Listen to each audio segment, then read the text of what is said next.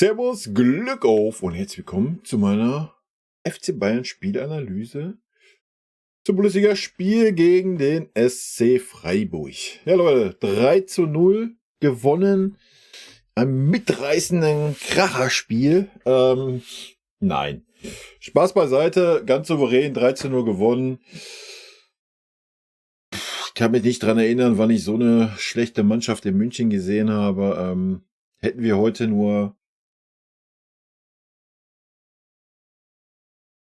90 Minuten, 80% lang Lust gehabt, wären die Freiburger heute gefühlt mit 6, 7 nach Hause gegangen. Hätten wir 100% 90 Minuten gespielt, wären die Freiburger heute zweistellig nach Hause gegangen. Also das war von Passivität und keine Leidenschaft und nicht können und nicht wollen von Freiburg selten so einen schwachen Gegner in unserer Arena gesehen. Wie gesagt, die Freiburger können froh sein, dass wir heute echt 5 Gänge rausgenommen haben, noch 25 Minuten. Aber gut. So ist es. Gehen wir mal rein. So, die ersten 25 Minuten waren mega gut von uns. Nach 1 Minute und 8 Sekunden oder so kam die erste Flanke von King reingeflogen in den Strafraum und dachte ich mir, jawohl, was geht denn ab heute? Eine Flanke.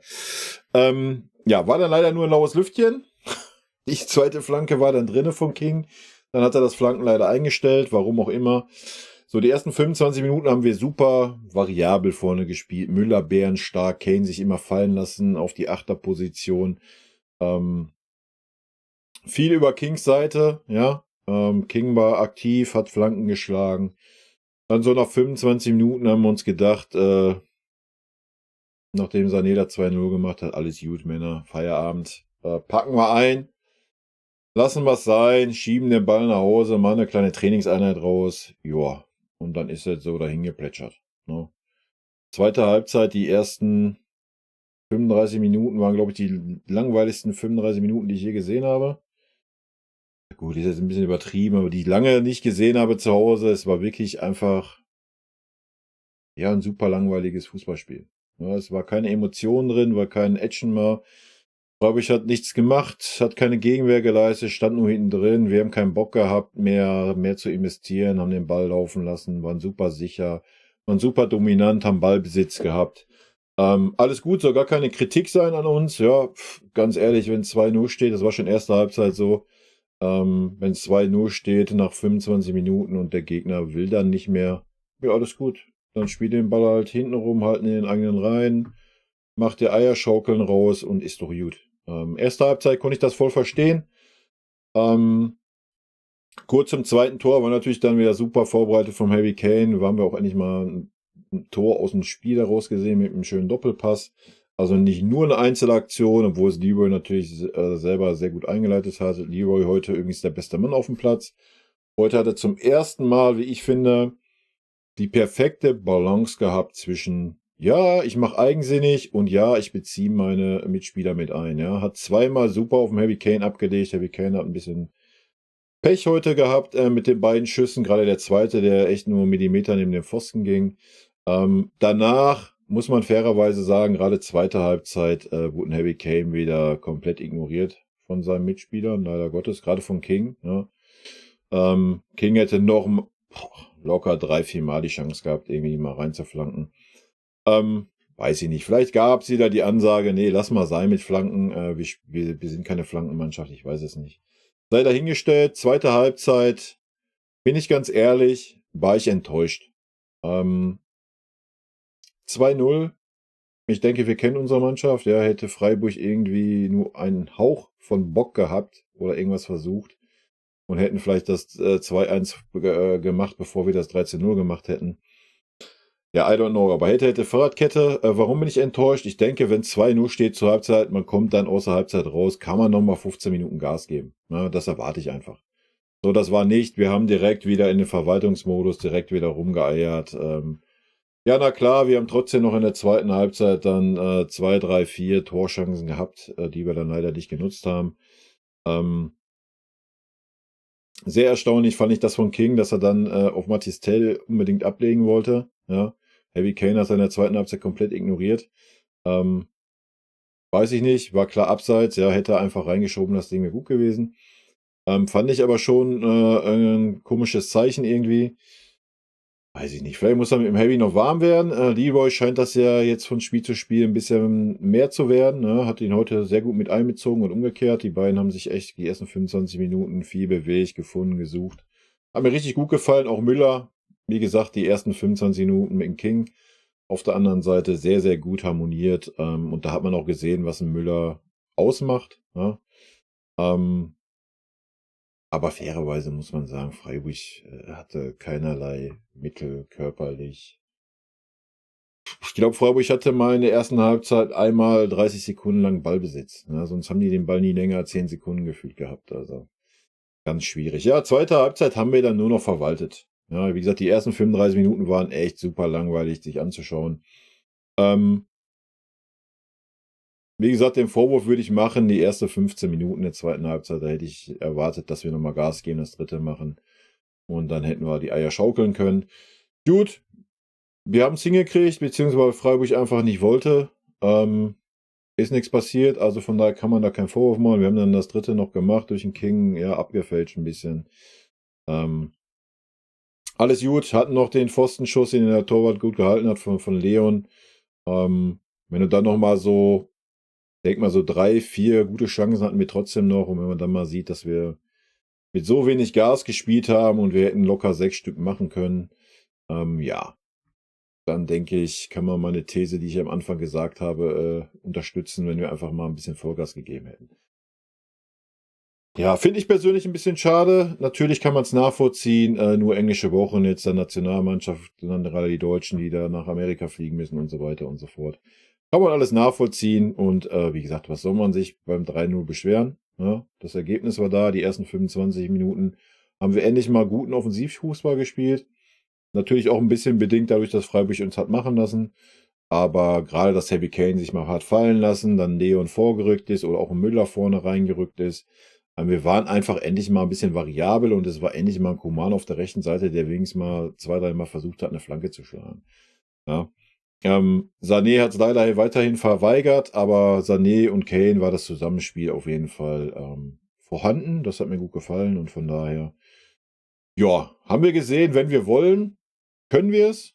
So, wir wollten 25 Minuten, es stand dann 2:0 und ja, ganz ehrlich, ich mache den Jungs da keinen Vorwurf, wenn die Freiburger sich nicht wehren, nicht wollen, nicht rausrücken, dann ist das so, dann sehen wir das Spiel, was wir gesehen haben. Punkt. Ne? So. Von daher, Blick in die Statistiken. Ballbesitz 70:30. Ja, es hätte, ich weiß gar nicht, wo die 30% haben. I don't know. Abseits 3:3, Fouls 7:8, Zweikämpfe 55, 45, Schüsse aufs Tor 6:0, Schüsse insgesamt 21:2, Ecken 7:1. Ecken waren heute leider alle Schrott. Wie immer, angekommene Pässe 711 zu 237, Flanken 11:3. Schüsse insgesamt: Coman 3, Goretzka 1, Sané 1, Torschussvorlagen, Müller eine, Kane eine, Leimer eine. Gewonnene Zweikämpfe: Kim 10, Davies 4, Goretzka 4. Ja, Ballkontakte 180 Kim, 114 Kimmich, 110 Upamecano. Gefoult worden, können wir uns gepflegt schenken. Bevor wir, ach ne, kommen wir mal erst Benotung. Benotung ist heute natürlich super schwierig. Ja, einfach aufgrund, wir haben, weiß ich nicht, das war ja wie Münster, ne? Das war wirklich, ähm, gefühlt zweite Halbzeit auf jeden Fall oder ab der 25. war's echt Trainingsspiel, ne? Also, das war gar nichts. Ulle will ich 'ne 3 geben, hat nix zu tun gehabt. Ähm, ja, was willst du da benoten? Minje, ganz klare 2, hat ganz, wir haben's gesehen bei der Zweikampfwerte, kommen dadurch zustande, dass er, gefühlt jeden hohen Ball, per Kopfball heute hinten weggeklärt hat. Hat ansonsten 1, 2 gute Zweikämpfe geführt, aber Freiburg war, ich weiß nicht, Freiburg kannst du abzählen, wie oft die über der Mittellinie waren, 4-mal oder was? Halt gar nichts. Upper sehe ich bei 'ner 3. Ähm, ja, war auch okay, war nicht wirklich gefordert. Wie gesagt, Minjay war ein bisschen auffälliger heute, deswegen von mir 'ne 2. Davis bei 'ner 3 minus, hat mir nicht gefallen. Er hat gut jetzt in der letzten Minute da im Strafraum hat dann noch mal den Ball geklärt. Ansonsten, ich meine, Freiburg war schon nicht gefährlich und trotzdem, wenn sie immer ein, zwei Mal über die Seite kamen, waren Davis echt schwierig und vorne ja gar nichts. Ne? Super unkreativ, wenn den Ball nach hinten wieder gespielt. Ähm, ja, weiß ich nicht. Klar, natürlich auch unserer Spielweise geschuldet, so, dass wir halt nach 25 Minuten die Gänge rausgenommen haben. Aber von daher eine 3 minus. Ich denke, damit ist er gut bedient. Mazraoui würde ich dasselbe geben wie Davis, obwohl er noch einen Tacken auffälliger war, wie ich fand. Müller sehe ich auch bei einer 3 minus. Wie gesagt, gute 25 Minuten, dann leider abgetaucht. Goretzka hat mir gut gefallen, würde ich heute bei einer 2 sehen. Hat ein, zwei schwache Aktionen gehabt, aber ansonsten auch nach hinten, wenn es mal nötig war, ja, war zur Stelle. Ansonsten hat er sich vorne mit eingeschaltet. Ist, gerade wenn Kane sich hat fallen lassen, ist er nach vorne reingerückt. Das hat mir sehr gut gefallen.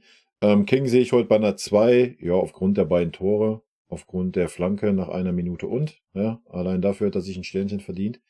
Nee, aber ansonsten auch super engagiert, viel gelaufen. Fehlt noch, wie beim Sané, wie ich finde, so die Balance, ne? Wann ich denn mal flanke, wann ich mal über Außen gehe. Aber nochmal, vielleicht ist das auch einfach nicht gewollt von Trainerseite her. Ja? Wer weiß das schon, ich kann es euch nicht sagen. Ansonsten King eine gute Leistung, ja, müssen wir nicht drüber meckern. Ich hätte ihn nicht aufgestellt nach den letzten Leistungen, ne? Kann ich hier auch ganz klar mal sagen. Ich hätte einen Tell gebracht. Ob das Spiel dann genauso gelaufen wäre, weiß man nicht, ja. Aber ja, so ehrlich muss man sein, ich hätte einen Koman nicht gebracht nach den letzten Leistungen. Ich hätte ihn erstmal auf der Bank eine Denkpause gegeben. Also Tuchel damit alles richtig gemacht. Kimmich sehe ich bei einer 3 minus. Warum? Ja, da waren wieder, wo die Freiburger gerade mal so die erste Halbzeit noch mal so ein bisschen mal ein paar Ballstaffetten hatten und so weiter. Alto Belli hat er sich wieder einfach überspielen lassen. Ansonsten seine Posi hat er gut gehalten, ja. Ist nicht so super weit nach vorne aufgerückt, weil Leon den Part sehr gut gemacht hat, dass er reingerückt ist, nach vorne aufgerückt ist, nicht reingerückt. Von daher sehe ich meine 3 minus. Sané sehe ich heute als besten Mann, von daher eine 2 plus von meiner Seite. Ja, die ersten 25 Minuten ging alles über rechts, fast nichts oder die ersten 20 Minuten, so dann ging es ein bisschen über links. Dann wurden Sané ein bisschen mehr mit einbezogen, dann hat Sané, ja, durch seine Einzelaktion immer wieder für Gefahr gesorgt, aber wie ich schon sagte, hat diesmal die richtigen Entscheidungen getroffen, mal eigensinnig gewesen, mal gegangen, mal gut quergelegt auf dem Helby zweimal und dann hat er vom Helby die Vorlage gekriegt mit dem Doppelpass, das war wirklich schön herausgespielt. Hat mir heute sehr, sehr gut gefallen.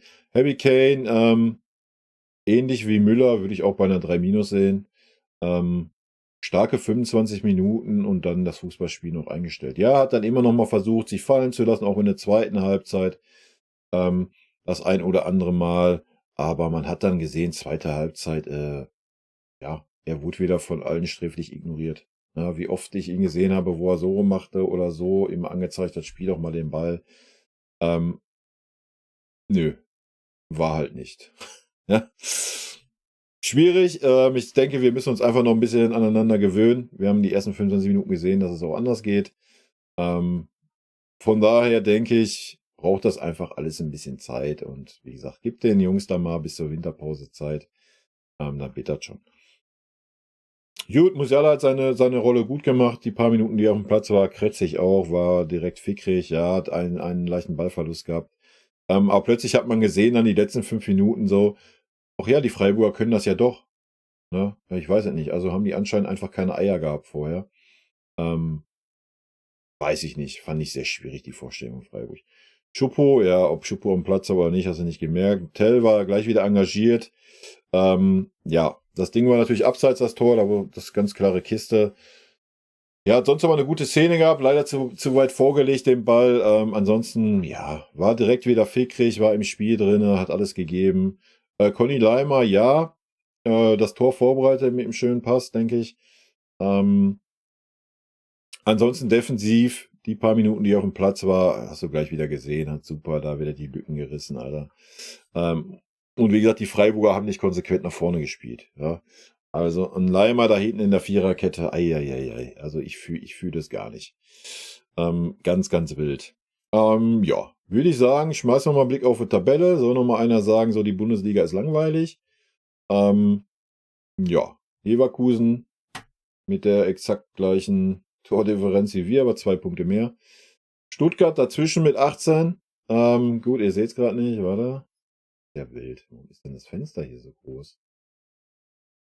Oh, warte, kriegen wir alles hin, gar kein Problem. An Bildschirm anpassen, bitteschön. So, also nochmal. Leverkusen, 19 Punkte, gleiche Torverhältnis wie wir mit 17:3. Mit Dortmund zusammen die einzigsten 3 Mannschaften, die umgeschlagen sind, oder? Ja. Ja, wir sind punktgleich mit Dortmund. Ja, Stuttgart, Hoffenheim, Leipzig, nur 0:0 gegen Bochum. Ja, wild. Ja gut, ob die Stuttgarter das durchhalten, ich meine, solange der Typ da trifft, wie am Fließband mit 13 Toren in 7 Spielen, werden die wahrscheinlich da oben mitspielen. Ich bin sehr gespannt, ob sie den Lauf durchziehen können. Ansonsten hat sich das Feld ja schon ein bisschen gedichtet, ne, muss man fairerweise sagen. Also Leipzig, ja, I don't know. Haben natürlich Pech gehabt, 2 Elfer verschossen und so weiter und so fort. Ich denke, Leipzig wird schon wieder da oben drankommen. Aber ja, man sieht, dass Leverkusen super stabil ist. Du kannst dir aktuell als FC Bayern München keine Schwäche erlauben. Ja, das müssen wir mal ganz klar festhalten. Wenn du jetzt irgendwie unglücklich oder nicht mit den Leistungen, die wir jetzt hatten, hoffen wir, dass sagen wir es anders, hoffen wir, dass nach der Länderspielpause wir wieder in Tritt kommen und es zumindest das Level hat, was wir heute hatten, obwohl wir heute das schlecht bemessen können. Ähm, ja, wir müssen einfach die Ergebnisse einfahren. Punkt. Ja. Der Rest kann kommen mit der Zeit, ja. Naja, wie ich gesagt habe, Leverkusen ist schon ein harter Brocken dieses Jahr. Ich denke, das stellen sie unter Beweis, ne? Punkt. Ja, und mit Dortmund ist auch zu rechnen, wie wir sehen. Punktgleich mit uns. Also es ist eine spannende Geschichte und ich denke auch, dass es spannend bleiben wird bis zur Winterpause. Wenn ich jemand bis zur Winterpause zutraue, irgendwie wegzumarschieren, dann Leverkusen. Sage ich euch ganz ehrlich. Also eher als uns. Aber wer weiß, ich weiß nicht, wie man das Spiel heute einschätzen soll. Wie gesagt, wir haben gute 25 Minuten gehabt, dann haben wir einfach 8 Gänge rausgekuppelt, was man irgendwo verstehen kann, irgendwo vielleicht auch nicht, weil wir jetzt noch nicht so lang in der Saison sind, ne, muss man auch mal ganz klar sagen. Und deswegen nochmal, also zweite Halbzeit, die erste Viertelstunde hätte man nochmal Gas geben können, meines Erachtens nach. Dann hättest du wahrscheinlich 4:0 gestanden und dann hättest du gerne die 2 Gänge rausnehmen können, und vielleicht dann auch mal ein bisschen eher wechseln können. So musste Tuchel halt wegen dem 2:0 musste er schon lange warten, kann ich verstehen. Hätte ich auch nicht riskiert, dann da 'n Kretzig und 'n Leimer und so weiter da reinzubringen. Ja, gut. Das ist meine Meinung zum Spiel gegen Freiburg, Leute. Ähm, ja, haut mir gerne eure Meinung rein. Bin gespannt. Jetzt ist Pause. 21.10. Samstag, Topspiel, 18:30 gegen Mainz. Kann ich nicht gucken, das Spiel, kann ich hier schon mal sagen. Habe ich Betriebsfeier. Ja, weiß ich noch nicht, ob ich dazu dann vielleicht noch 'n Talk mache. Vielleicht gucke ich's mir Sonntag danach noch mal in Ruhe an. Muss ich gucken, ob ich die Zeit dafür finde. Wenn ja, werde ich das tun. Dann werde ich 'n Talk Sonntag gegen Abend raushauen oder so was. Kann ich aber noch nicht versprechen, weil ich nicht weiß, wie ich die Zeit haben werde, ne? Sollte ich die haben, ja, ansonsten, ja, kann ich leider nur mir die Zusammenfassung angucken und meine Meinung zum Ergebnis dann kundtun am Sonntag mal kurz. Aber mal schauen, vielleicht habe ich die Zeit, dann gucke ich mir das Spiel noch an. Vielleicht sogar, wenn ich nach Hause komme, ich weiß es noch nicht. Kommt drauf an, wie lang die Betriebsfeier geht und wie eskalierend sie wird. Schauen wir mal. Nur, dass ihr da schon mal Bescheid wisst, ja, ist leider so, ich kann es leider nicht ändern. Zwischendurch muss man sich auch mal auf Betriebsfeiern sehen lassen, ne? Ja, danach spielen wir dann in Galatasaray 18:45. 'Ne wilde Zeit für Champions League ist dann so und dann spielen wir gegen Darmstadt samstags 15:30 und dann geht's im Dreitagestakt weiter bis zum 11.11. Ich weiß nicht, ist dann noch mal Länderspielpause oder was? Auf jeden Fall ist dann noch mal 'ne Woche Pause, sehr wahrscheinlich. Ja, also Ergebnistechnisch sind wir auf einem guten Weg, denke ich. Die ersten 25 Minuten waren wir auf einem guten Weg. Natürlich auch bedingt durch Freiburg. Das muss man ganz klar sagen. Auf der anderen Seite, ja, natürlich waren wir auch stark, ja, und dadurch haben wir Freiburg gar nicht erst zur Entfaltung kommen lassen. Alle zweiten Bälle waren bei uns, die kamen ja gar nicht raus. Wie gesagt, die haben gefühlt nicht mal länger wie die 30 Sekunden den Ball in den eigenen Reihen gehabt. Das war schon richtig stark, die ersten 25 Minuten. Und ja, ich bin gespannt, wie es weitergeht. In Mainz, ja, haben wir uns immer schwer getan. Letztes Jahr ja sogar verloren nach Führung.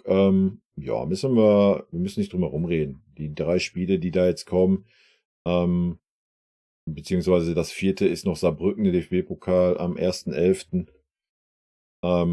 Kann euch das ja auch nochmal einblenden. Ich quatsch hier und ihr seht das gar nicht. Ja, also ich denke, ihr braucht nicht drum herum reden. Ja, gegen Galatasaray, keine Ahnung, wenn da der Baum brennt und so weiter und man nicht irgendwie die PS auf dem Rasen bringt, kannst du dir vielleicht mal Unentschieden erlauben. Aber ansonsten musst du bis zum Dortmund-Spiel alles wegknallen. Ja? Ich rede jetzt nicht von wegknallen, irgendwie jedes Spiel 5-0 gewinnen, einfach gewinnen, das meine ich damit. Ja?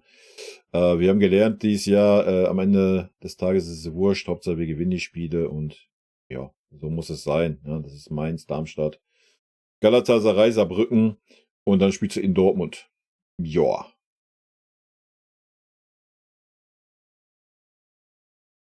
Dann spielst du nochmal gegen Galatasaray und dann Heidenheim. Also, wie gesagt, bis dann die nächste Pause ansteht.